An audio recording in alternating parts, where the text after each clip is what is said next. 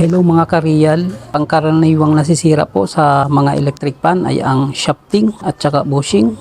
Kaya naman maliban sa mga technicians, mga expert na sa ganitong gawain, ay marami na rin sa kanilang mga tahanan ang nagre-repair ng mga ganito. Marami din ang nag-a-attempt na magpalit ng bushing at shafting, pero nahihirapan pa rin. Kaya kung isa ka sa nahihirapan na magpalit ng bushing at shafting ng electric pan, para po sa inyo ang video na ito.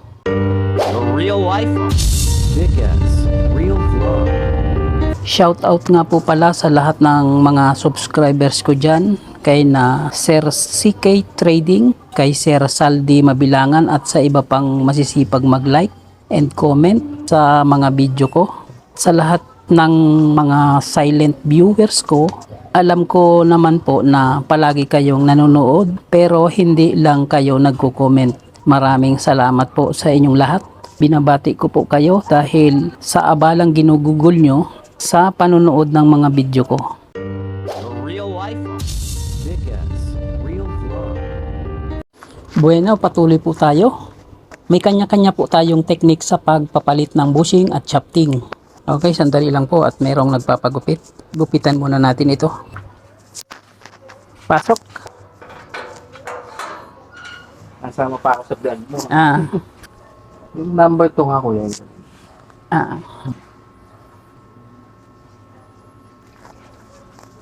Number 2. Pag walang gupit, repair.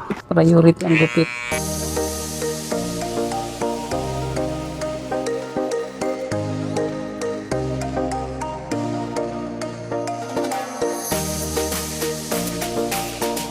Okay.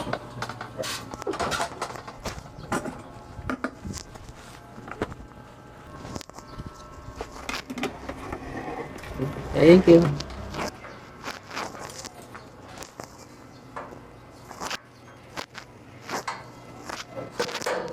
Ayun, nakaalis na po yung ating customer. Balik na po tayo sa ating ginagawa. May kanya-kanya po tayong pamamaraan or technique sa pagpapalit ng bushing at shafting. At isa po sa madaming technique ang ipapakita ko ngayon sa bidyong ito. Sana ay makatulong po ito sa inyo. Kakailanganin lang po natin ay ang mga housing na may bushing at shafting na may rotor. Ito po ay demonstration lamang para maipakita lamang sa inyo ang isang technique kung papaano madaling magpalit ng bushing at shafting. Ang iba pong kakailanganin pa natin ay ang flat screwdriver, hammer or martilyo at iba pang mga hand tools. At syempre hindi po mawawala ang mga DIY tools para makapagpalit tayo ng bushing. Simulan na po natin. Panoorin nyo kung paano ko ito tanggalin at palitan ng bushing. Tuklapin lang po natin yung cover ng bushing gamit ang flat screwdriver ganito. Yan, natuklap na. Tapos yung bushing ay nasa loob pa. Pwede po ninyong itaob yan. Gamit yung shafting, pwede nyo sundutin dito sa kabila. Paluin lang ng martilyo dito. Ayun, tanggal na. Ayan mga ka-real.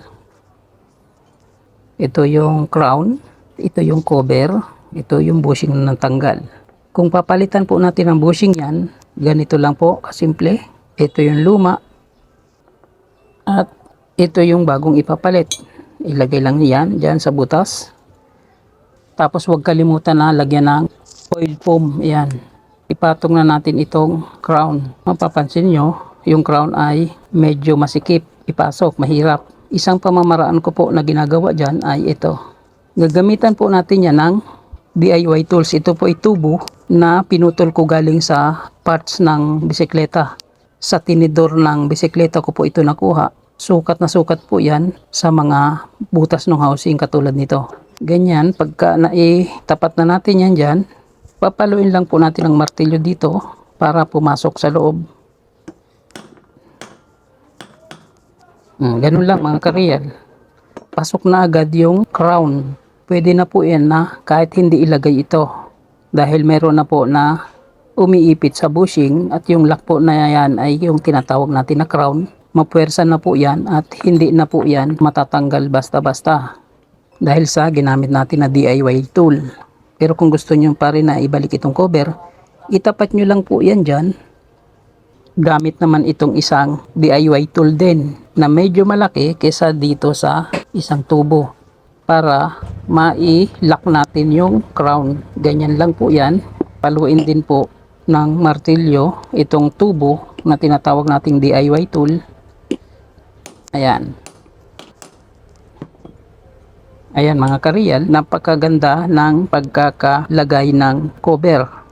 Ganun lang po ang pagpalit ng bushing sa ganitong klase ng housing ng electric fan gamit ang DIY tools. Napakamalaking bagay po nito.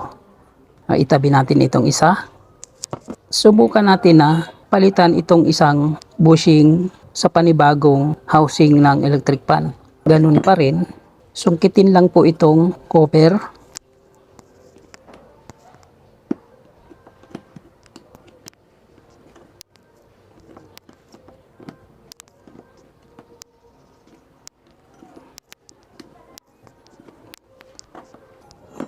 Yan, medyo matigas. Yan, ganyan. Ito po yung crown at ito po yung bushing. Andun po yung foam, hindi natin tatanggalin. Ito po yung lumang bushing, papalitan po natin ng bagong bushing, ilagay na dito. Itabi yung luma. Ipatong yung crown kung paano ang pagkakalagay kanina, ibalik lang. Tapos ito yung cover niya. Kung na-deform, ibalik sa dating forma niya. Yan. Sa ganitong klaseng crown, hindi pwedeng hindi natin ibalik itong cover. Hindi katulad dito sa isa, ibang klase yung crown niya. Ang crown nitong isa ay ganito. Pero dito, hindi pwedeng hindi lagyan ng cover dahil posible na matanggal lang. Gawin natin, ibalik lang yung cover, ganyan. I-eksakto lang po yung pagkakalagay ng cover sa ibabaw bago ipatong itong DIY tool. Tapos paluin lang po ng martilyo. Ayan, ganun lang kabilis. Napakadaling pamamaraan po ito para magpalit ng bushing sa ganitong klase ng electric fan. Isunod po natin ay ang pagpapalit ng shafting. Ang isang technique po at pamamaraan na aking madalas na gamitin sa pagpapalit ng shafting ay ganito. Ito yung shafting, andyan yung rotor, lagyan lang po natin ng masking tape dito. Palatandaan po yan para pagka pinalo na natin may butas doon, i-shoot lang po yan ng ganyan tapos paluin lang. Ayun, nahulog na sa ilalim. Ayan mga kareal, napansin nyo, ito yung lumang shafting na tinanggal, papalitan po natin ng bago. Magkaparehas po ang haba. Lagyan din po natin ito ng masking tape. Itapat lang po natin sa pwesto ng masking tape dun sa luma. At ito yung bago na ipapalit natin, lagyan natin ng masking tape. Magkatapat lang sila ng ganyan. Itabi yung luma, nakaganyan siya. Buhatin lang at ipasok yan. Tapos ilagay din dyan at paluin yung shafting para pumasok. Ayan, huminto na doon sa hangganan kung saan nakalagay yung masking tape. Ganun lang po ang pamamaraan dyan para hindi na tayo malito sa distansya ng rotor sa paglalagay ng shafting. Ganyan na po ang pwesto ng rotor sa shafting. Ganun lang po kabilis ang pagpalit ng shafting. Yan lamang po ay isa sa mga pamamaraan or teknik ko na ginagawa sa pagpapalit ng shafting at bushing. Sana makapag-ambag po ito ng kaalaman sa iba at sa ibang klase ng housing na katulad nito. Ang iba pang mga teknik ay makikita sa description box sa baba. Click nyo lang po ang mga link doon para sa iba pang karagdagang skills at ideas. Kung nakatulong po ito sa inyo, paki-like and share naman po para malaman din ng iba. Okay, Dick is Real Vlog po. Pagpalain tayo ng Panginoon.